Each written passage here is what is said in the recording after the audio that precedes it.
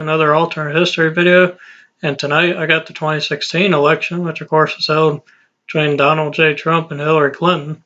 However, in this alternate scenario, I got Michael Bloomberg, who actually ran in 2020 as a Democrat and was very well publicized, being wealthy and the former mayor of New York City, trying to, I guess, buy his way to the nomination, as a lot of people were saying.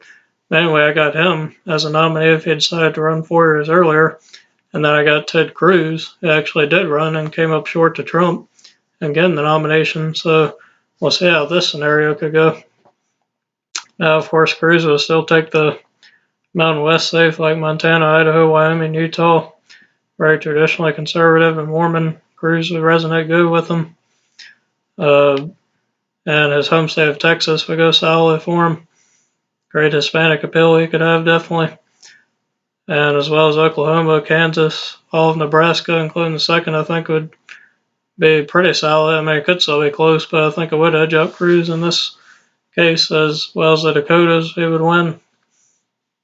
And Alaska, as well as the Deep South, Arkansas, Louisiana, Mississippi, Alabama, South Carolina, Tennessee, Kentucky, West Virginia, Indiana, Missouri, very red states now. I did go for Trump.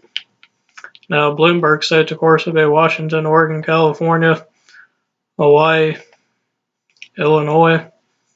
I think Minnesota would be pretty solid in this case because Bloomberg would definitely have the appeal in the Minneapolis suburbs.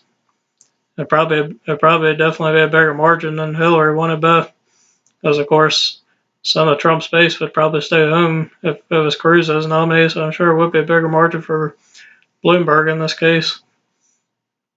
However, the state of Georgia down here, I believe it would probably be about the same margin as Trump won it. Of course, it's been trending very blue and went blue in 2020, but I believe it would stay Republican in this case, because of course Bloomberg could alienate rural voters with his stance like on gun control, as well as North Carolina, probably about the same margin, or even a little better than Trump, and as well as Florida, I think it would be a solid margin for Cruz, because like I said, Hispanic and Cuban appeal, being one himself, could definitely do great in the state. Could probably get it over 5 points if I had to go with my gut instinct.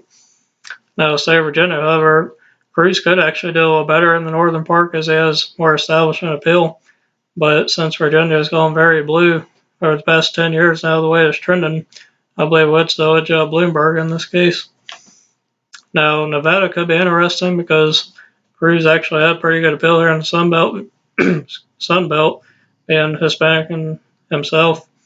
And I could actually see him winning the state possibly, but it would be a close one. I could see him actually possibly winning Clark County.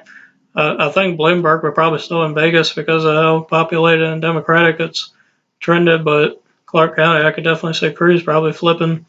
And if I had to go with my gut, I think he could actually pull out a narrow victory here, especially being 2016 with some party fatigue coming into play. And Colorado as well, Cruz actually was polling here. I believe when he was running for the nomination, actually showed him beating Hillary in the state. But against Bloomberg, it could be a different story because Bloomberg is still do good in the Colorado suburbs. But Ted Cruz had pretty good appeal here too, especially with its Hispanic population. If I had to go with my gut, I could actually see him pulling out a narrow victory here too. However, New Mexico is a different story. I could see it being close with it being Cruz, but I think the suburbs of New Mexico and the Hispanic population would still lean Democratic if I had to go with my gut instincts. So I believe Bloomberg would still edge out Cruz here. However, I believe Cruz could actually win Arizona by a solid margin, more than Trump did because of the Hispanic population, and Cruz was more friendly on the immigration issue.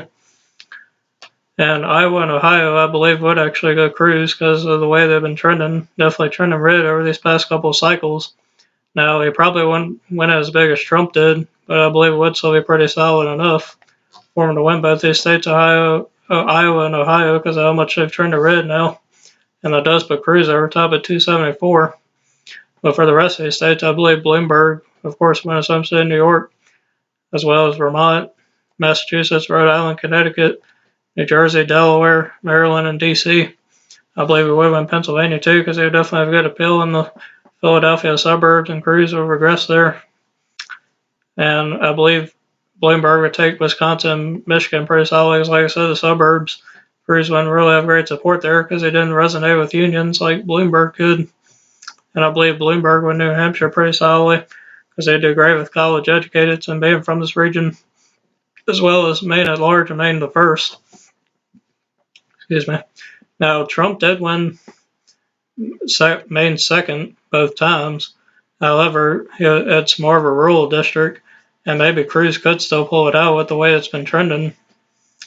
But since Bloomberg actually was from this region, he could have pretty good support here too. And since Cruz being more the establishment candidate, I could actually see Bloomberg pulling out a narrow victory in Maine second, but I believe it will be a close one. And here's my final map with Cruz winning a narrow victory, 274 to Michael Bloomberg's 264. If you enjoyed this video, like, comment, subscribe, hit the bell for notifications if you haven't yet. Thank you for watching, and I'll see you next time.